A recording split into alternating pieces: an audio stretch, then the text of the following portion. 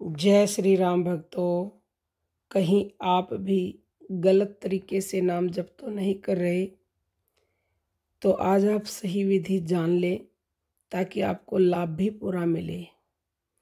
क्योंकि प्रतिदिन कमेंट आते हैं कि हम नाम जप करते हैं लेकिन हमें लाभ नहीं मिलता, भगवान हमारी सुनते नहीं हैं। तो जब तक आप सही तरीके से नाम जप नहीं करोगे तब तक आपकी ये शिकायत दूर नहीं हो सकती। देखो, बहुत से मनुष्य क्या करते हैं, नाम जपते हैं, मन में नाम होता है, यानी कि जीभ पर नाम होता है और मन उनका संसार में घूमता रहता है।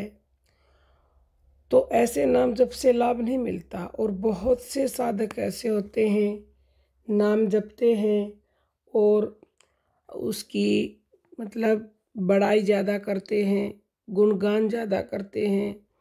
मतलब कहते हैं ना कि मान बढ़ाई प्रतिष्ठा चाहते हैं वो। तो जब तक मान बढ़ाई प्रतिष्ठा चाहोगे तो फल नहीं मिलेगा, क्योंकि ऐसा बताया हुआ नाम जब भक्ति की हुई वो कपूर की भांति मान बढ़ाई में ही उड़ जाता है। और भगवान दिखावे के खिलाफ है, क्योंकि ये दिखावा है। तो आप इन चीज़ों से दूर रहें। तो अब विधि कैसे अपनानी है नाम जप की? जब आप शुरुआत से नाम जप करना शुरू करते हो, यानी कि वाणी से बोल बोल कर, जैसे हम आपसे बात कर रहे हैं, तो इससे थोड़ा बहुत आपको लाभ मिलता है, लेकिन ऐसा करना ज़रूरी है। और सबसे पहली भक्ति तो होती है, उससे भी पहली होती है श्रवण भक्ति। जब आप सुनते हो कथाएं, सत्संग, किसी का भी यूट्यूब पर, सोशल मीडिया पर, या किसी की कथा, तो उससे आपकी श्रद्धा बढ़ती है। फिर आप वाणी से बोल बोल कर करने लगते हो, फिर उपांशु यानी कि जीभ से करते हो, फिर मानसिक करते हो, फिर प्राण जप पर आ जाते हो। ये नाम जप की सारी भक्ति की सीढ़ियाँ हैं।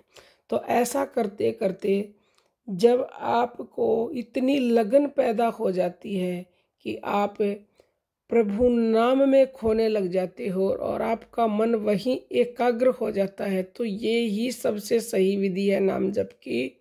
इससे बढ़िया कोई विधि नहीं है कि आप शुरुआत से नाम जप करना शुरू करें और एक सीढ़ी को छोड़ के दूसरी पर मतलब कि नेचुरल तरीके से चढ़े। ये नहीं है कि छलांग मार के चढ़ जाओ, तो छलांग मारोगे तो गिरोगे। कोई एक आधा ऐसा साधक होता है जो डायरेक्ट प्राण जप कर सकता है या मानसिक जप कर सकता है। वो इसलिए कर सकता है कि वो पिछले जन्मों में यहाँ तक का नाम जप पहले कर चुका है। तो आप तरीके से ऊपर आएँ तो आपको पूरा अनुभव होगा, पूरा लाभ मिलेगा और भगवान की आपके ऊपर कृपा होगी। क्योंकि जब आप तरीके से नाम जप करोगे तो आपके अंदर वो लगन भी पैदा होगी कि आप नाम के बिना एक पल नहीं रह सकोगे। और जिस दिन आप नाम के बिना एक पल नहीं रह सकोगे, समझ लो वही सबसे अच्छी विधि है, सबसे अच्छा तरीका है। क्योंकि भगवान ऐसे ही भक्तों के ऊपर कृपा करते हैं जो नाम के बिना एक पल भी नहीं रह सकते। और उस नाम जप में वो इस तरह से मंत्रमुग्ध हो जाते हैं कि उन्हें और कुछ सूझता ही नहीं है, उनका मन संसार में जाता ही नहीं है। संसार से हटकर केवल और केवल प्रभु के नाम में ही उनका मन लगता है। वो हर परिस्थिति में फिर सम रहने लग जाते हैं, यानी कि चाहे दुख आए चाहे सुख आए, उनके ऊपर किसी प्रकार का कोई प्रभाव नहीं पड़ता। तो आपसे हमारी विनम्र प्रार्थना है कि आप शुरुआत से नाम जप करें और आगे बढ़ें। और सबसे बड़ी बात है कि आपको निरंतरता रखनी है। अगर एक दिन आपने 4 घंटे भी कर लिया, अगले दिन नहीं किया, तो आपको ना के बराबर फल मिलेगा। निरंतर करना पड़ेगा, विश्वास रखना पड़ेगा, श्रद्धा रखनी पड़ेगी, भाव रखना पड़ेगा। क्योंकि नाम में इतनी शक्ति है। अगर आप नाम जप करते हो श्रद्धा भाव विश्वास से, तो आपको दुनिया में कोई भी हरा नहीं सकता, कोई भी समस्या आपको छू नहीं सकती। राम नाम की औषधि जो खरी नियत से खाए और अंग रोग व्यापे नहीं और महारोग कट जाए। तो ये वो महा औषधि है जिससे महारोग कट जाते हैं।